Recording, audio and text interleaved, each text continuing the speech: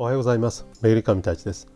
今日はブルターニュ地方の郷土料理ギャレット・ド・ブルトンヌを紹介したいと思います。昔は小麦が育たない貧しい土地で栽培されたそば、そこから生まれたのがそば粉のガレットです。あとブルターニュ地方には乳製品、あと忘れてはいけないのがシードルです。ギャレットの材料はそば粉、蜂蜜、塩、卵、水です。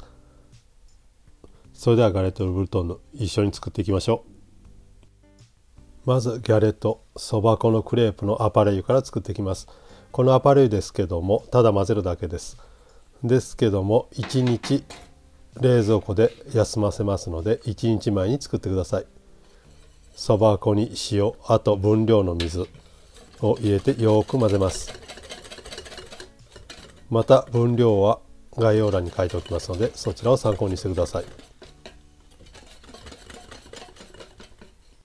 水とそば粉がよく混ざったところに卵を入れてまた混ぜます。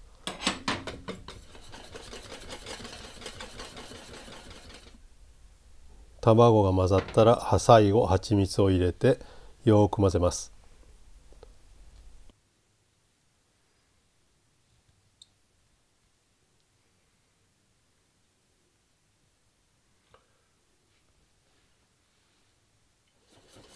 このそば粉のアパレイユですけどもフランス人の友達が言うには混ぜれば混ぜるほどいいそうです。このように軽く粘りが出てきたら OK です。この後ゴンベラを使って周りをきれいにして冷蔵庫で24時間休ませます。もちろんラップもしくは蓋をして冷蔵庫に入れます。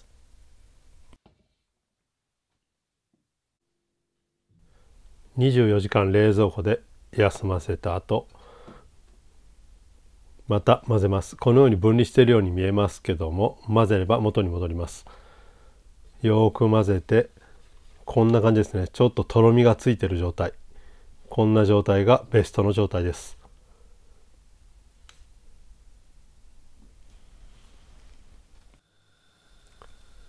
それでは温めたフライパンにアパレイユを流していきます。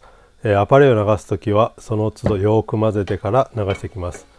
このようにアパレイユをゆっくりフライパンに入れながらフライパンを回してアパレイユが均一の厚さになるようにフライパンに広げていきます。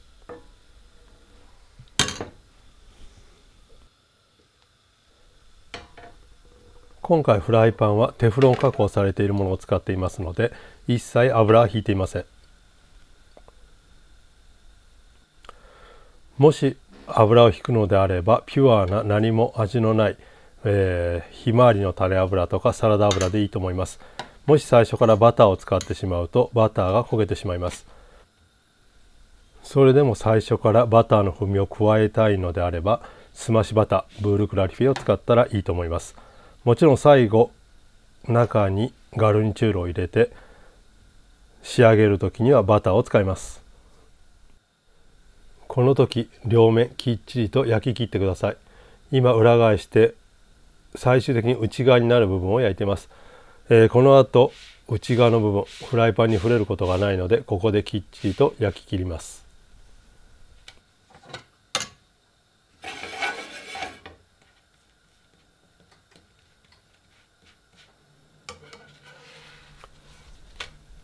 これぐらいきっちりと焼いたらギャレットの完成です。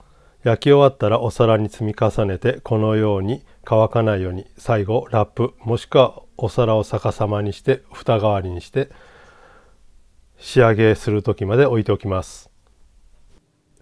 今回ギャレットに入れるガレンチュールを用意します。ごく一般的に言われるコンプレというものです。フロマージュラペ、ジャンボンブロン、あと卵になります。フロマージュは今回コンテを使っています。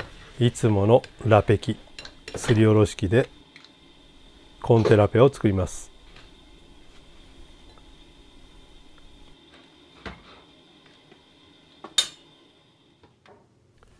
こちらが今回のガルニチュールです。ジャンボンブロン、ハムですね。こちらは皮がついているものですけどもついていないものでも構いません。あとはコンテラペ、今回コンテ使いましたけども違うチーズでも美味しいです。あと卵になります。それではギャレット・ブルトンのコンプレを作っていきます。温めたフライパンにフレッシュバターを入れてまず溶かします。そこに先ほど焼いたギャレットを置いてよくバターとなじませます。その後4つに切ったハムを置きます。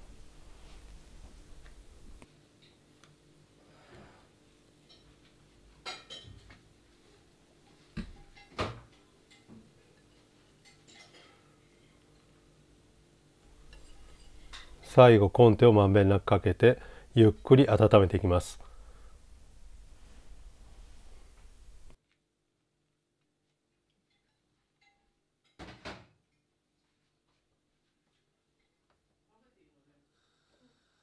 ここから少し火加減を強くして、ジャンボンを温めてチーズを溶かしていきます。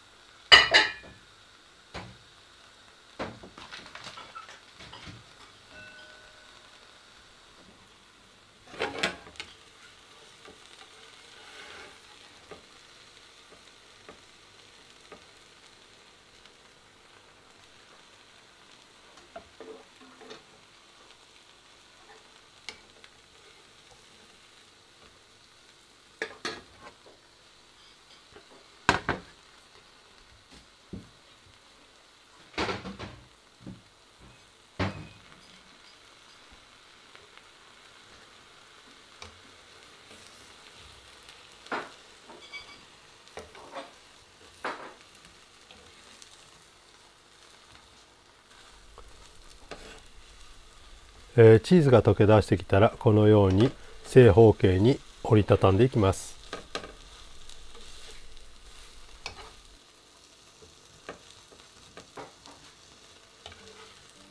ギャレットがバターを吸ってよく色がついて非常に美味しそうに出来上がっています。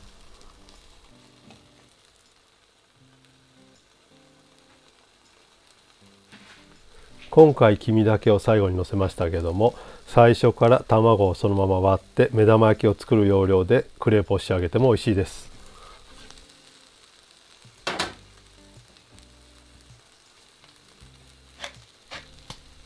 軽く胡椒を一振りして最後は温かいお皿にのせてギャレット・ブルトンヌコンプレの出来上がりです。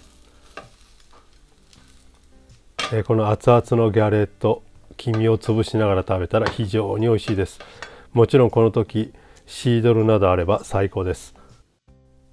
中に入れる具は好みでいろいろ変えてもらったらいいと思います。いろんなバリエーションができます。私個人的にはシンプルにこのコンプレが一番美味しいですけども、あと誓ったフロマージュ、ブルーチーズなど入れても美味しいと思いますし、玉ねぎのコンフィ、キャラメリゼしたものを入れても美味しいと思います。もちろんこのそば粉のクレープを使ってデザートにもできます。シンプルにバターと砂糖だけ、あとはニュテラですね。チョコレートベースのソースをかけても美味しいですし、キャラメルソースをかけても非常に美味しいです。いろいろ試してみてください。それではお疲れ様でした。ボナペティ。